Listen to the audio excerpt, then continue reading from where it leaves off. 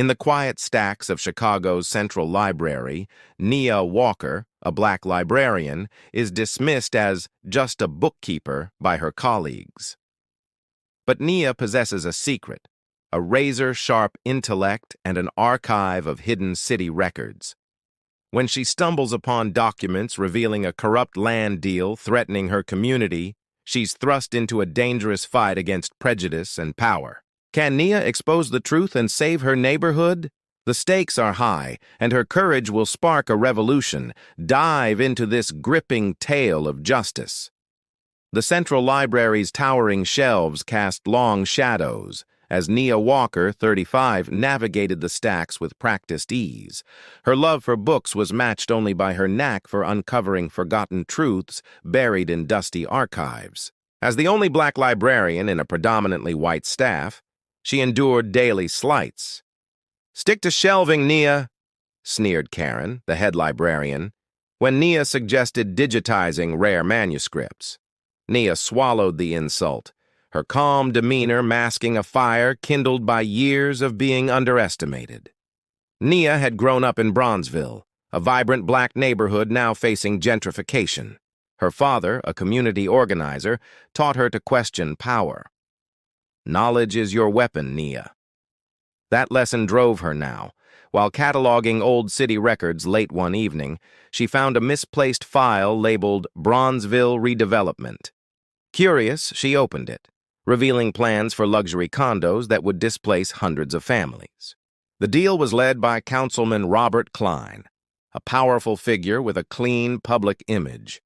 But buried in the file was a memo linking Klein to a shell company, Elite Properties, funneling city funds for personal gain. Nia's heart raced. This wasn't just development. It was theft from her community.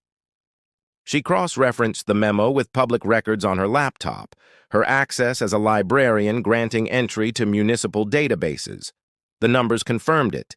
Millions allocated for community projects were siphoned to Elite Properties, with Klein's signature on every transfer.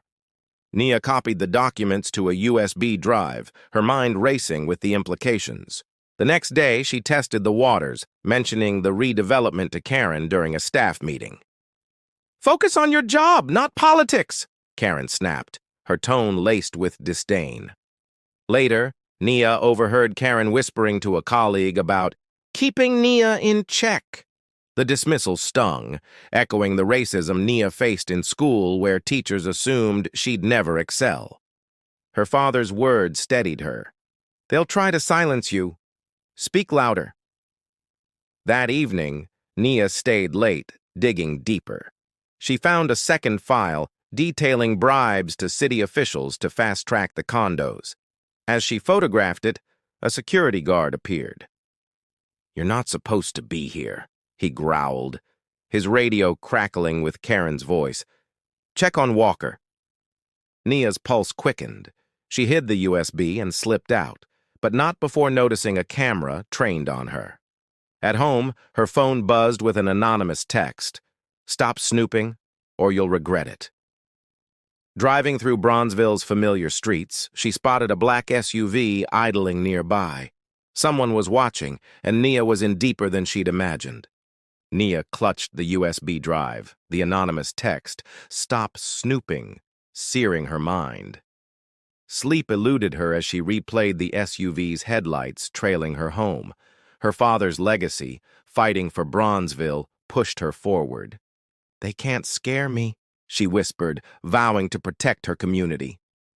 At the library, tension hung heavy. Karen's icy stares followed Nia, and colleagues avoided her. Nia confided in Jamal, a young black intern who shelved books part-time. "The city's stealing from us," she whispered, showing him the memo. Jamal, whose family faced eviction, nodded grimly. "My uncle said Klein's been shady forever. I'm with you, Ms. Walker." During a break, Nia accessed the municipal database again, using a VPN to hide her tracks. Elite Properties transactions led to offshore accounts, with Klein's name tied to every move. The scale of the fraud stunned her. Bronzeville's schools, clinics, and homes were being sacrificed for profit. Nia needed hard evidence to expose Klein publicly. She approached Ms. Torres, a retired clerk who'd mentored her. "Have you heard about Klein's deals?" Nia asked. Torres hesitated. "I saw things when I worked at City Hall. Be careful, he's untouchable." Torres shared a contact, Elena Cruz, a journalist who'd tackled city corruption. Nia felt hope but caution. Trust was risky. That evening, Nia planned to infiltrate Klein's office at City Hall during a budget meeting when security would be lax. Jamal stood watch, posing as a courier. Using Torres's old access code, Nia slipped in, finding a locked drawer. Her father's lock-picking tricks, learned during his activist days, opened it, revealing contracts detailing Klein's bribes. She photographed them, her heart pounding. But as she left, a guard spotted her. "Stop!" he shouted, radio buzzing. Jamal's quick distraction, knocking over a trash can, gave Nia seconds to escape. At home, a new text arrived. "You're playing a dangerous game." Attached was a photo of her in Klein's office. Nia's stomach dropped. Karen? The guard? Someone was betraying her. She shared the evidence with Jamal, whispering, "If I go down, get this to Elena." As she lay awake, the SUV's engine rumbled outside. The fight was escalating, and time was running out. The photo of Nia in Klein's office confirmed her worst fears. A traitor was close. At the library, Karen announced a security review, eyeing Nia pointedly. The air felt suffocating, but Nia's resolve burned brighter. Bronzeville's survival depended on her. She met Elena Cruz at a coffee shop, sharing the contracts. "This is huge," Elena said. "Klein's untouchable, but with this we can nail him. We need more. Bank records." Nia confided in Torres, who revealed she'd kept copies of Klein's old emails from her clerk days. "He threatened my pension when I questioned him," Torres admitted. "I'll help you." Their alliance grew, but Nia sensed danger. Karen caught her whispering with Jamal, snapping, "No scheming on my time." Was Karen the mole? Nia planned to access Klein's bank records during a library fundraiser where he'd be a guest. Torres provided a guest pass, and Jamal posed as staff. Nia slipped into the library's admin office, hacking Klein's personal account with a password Torres recalled. The records showed millions funneled to elite properties with Klein's cut clear. But an alarm triggered. Karen had tipped security. Nia fled, passing the USB to Jamal in the chaos. Klein's voice boomed, "Find her!" as she hid in the stacks. A text arrived. "Your family's next."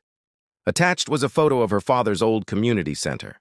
Nia's heart sank. Her allies were at risk. She met Elena and Torres, sharing the evidence. "We go public soon," Elena said. But as they left, the black SUV reappeared, its headlights blinding. Was it Klein's goons or someone closer? The threat against her father's community center pushed Nia past fear into fury. She moved her mother to a friend's house for safety, vowing to protect her legacy. At the library, Karen suspended Nia for unauthorized access, a clear-frame job. But a surprise ally emerged, Sarah, a quiet white librarian who'd overheard Karen plotting with Klein. "I'm tired of their lies," Sarah whispered, handing Nia a recording of Karen admitting to spying. Nia met Elena, sharing the bank records and Sarah's tape. "This ties Klein to the library's budget cuts," Elena said. "We need a smoking gun. Klein's direct orders." Nia knew Klein kept a private laptop in his office. During a city council event, she and Sarah planned to infiltrate, with Jamal distracting guards.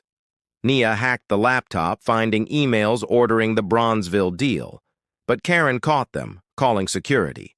Sarah created a diversion, tripping an alarm, allowing Nia to escape with the USB. At Elena's office, they prepared the exposé, but a break-in at Nia's home left a note. "Drop it, or Bronzeville burns." Nia's resolve hardened. She'd save her community, no matter the cost. The note threatening Bronzeville lit a fire in Nia. She rallied her allies at Elena's safe house, where Sarah revealed Karen's full complicity. She'd been bribed by Klein.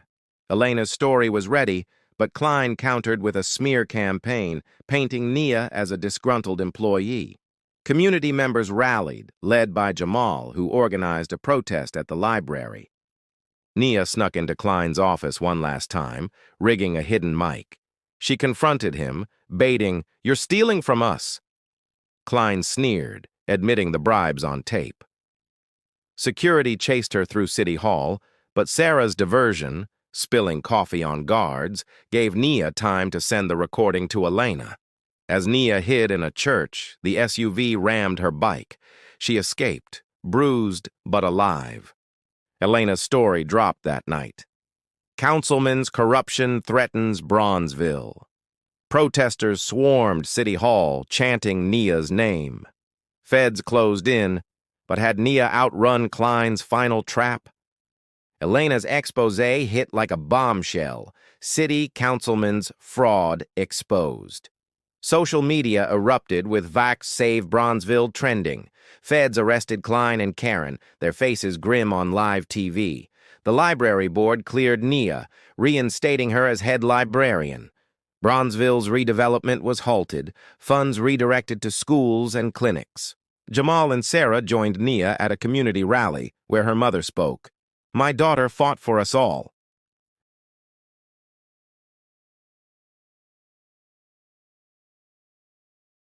Her story sparked a citywide push for transparency, proving one voice could save a community.